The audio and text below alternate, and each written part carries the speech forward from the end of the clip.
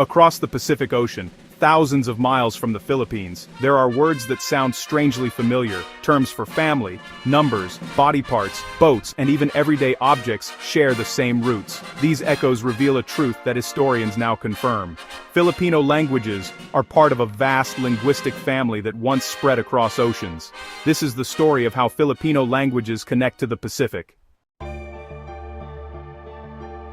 Language is a map of human history. It carries memory, migration, and identity. When we follow the patterns of words, we discover how far people traveled and how cultures are connected.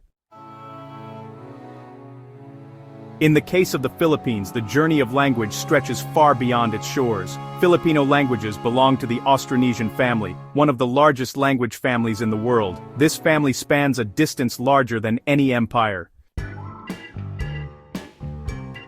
From Madagascar near Africa to Hawaii in the north to Easter Island in the east to New Zealand in the south to Taiwan and the Philippines in the west.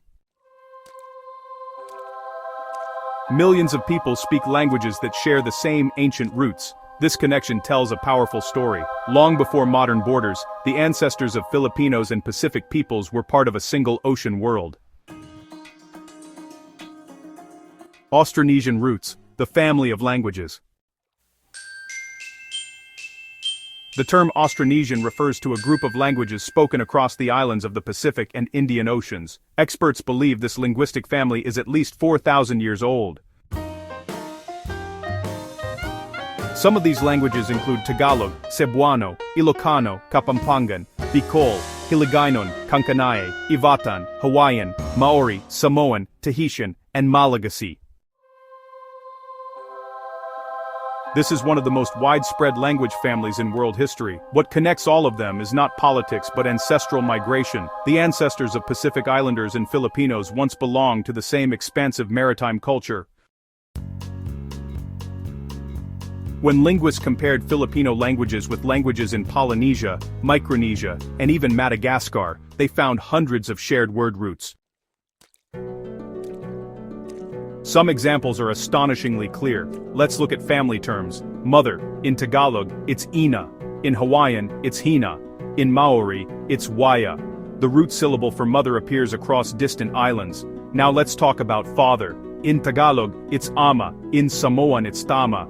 In Tongan, it's also tama. And for child in Tagalog, it's anak. In Malay, it's anak as well. In Fijian, it's gone. These similarities show deep ancestral ties. Now, let's look at numbers. 1. In Tagalog, it's isa.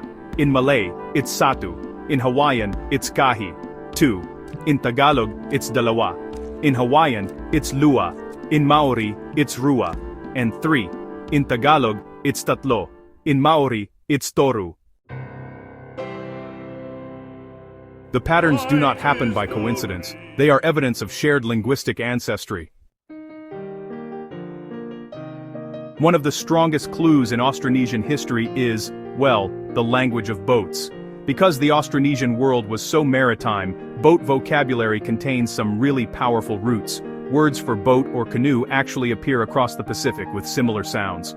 For example, in Tagalog, it's bangka. In Visayan, also bangka. In Samoan, it's pau-pau. And in Maori, it's waka.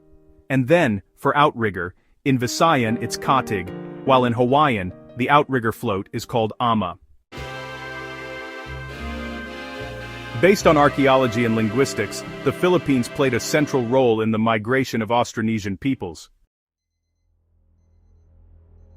One model suggests that after early groups left Taiwan, they moved into northern Luzon and the Visayas. From there, skilled navigators began expanding outward. Some groups moved west into Borneo and Sumatra. Others moved south into Sulawesi and the Moluccas, and eventually voyagers continued far into the Pacific.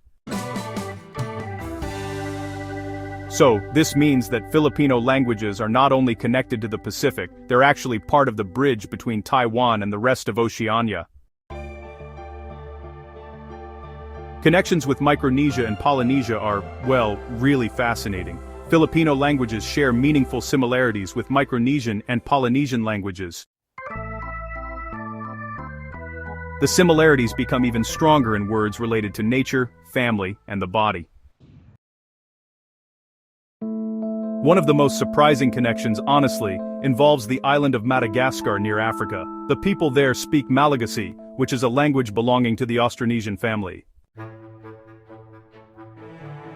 Language, reveals more than just vocabulary. It really shows how people see the world. Across Austronesian languages, researchers have found shared traits such as similar sound structures, related patterns of grammar, and common ways of forming words.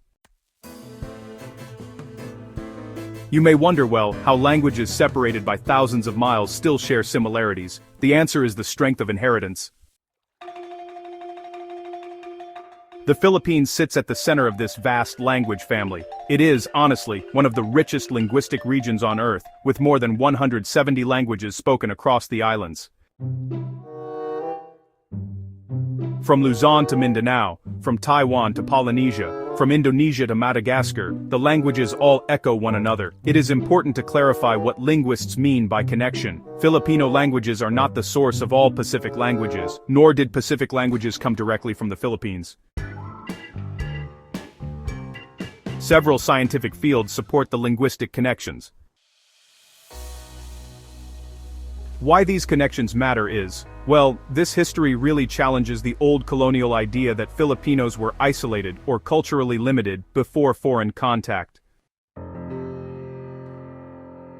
Their languages, carry traces of that journey.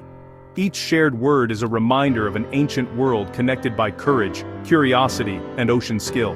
When Filipinos hear a Hawaiian, Maori, or Samoan word that resembles their own language, they're actually hearing the echoes of a shared past. So, here's a final thought. Language is more than just sound. It's identity, carried across time. Filipino languages are connected to the Pacific because the people who spoke their ancestors' language once crossed oceans together. They shared knowledge, words, beliefs, and memories. Filipinos are part of a global linguistic story that, honestly, stretches from Asia to the far edges of the Pacific. The words spoken today in Luzon, Visayas, and Mindanao still contain fragments of those ancient journeys. When we trace these connections, we rediscover a simple truth. The Filipino story is not small or isolated. It's actually part of a vast world shaped by movement, exploration, and of course, shared language.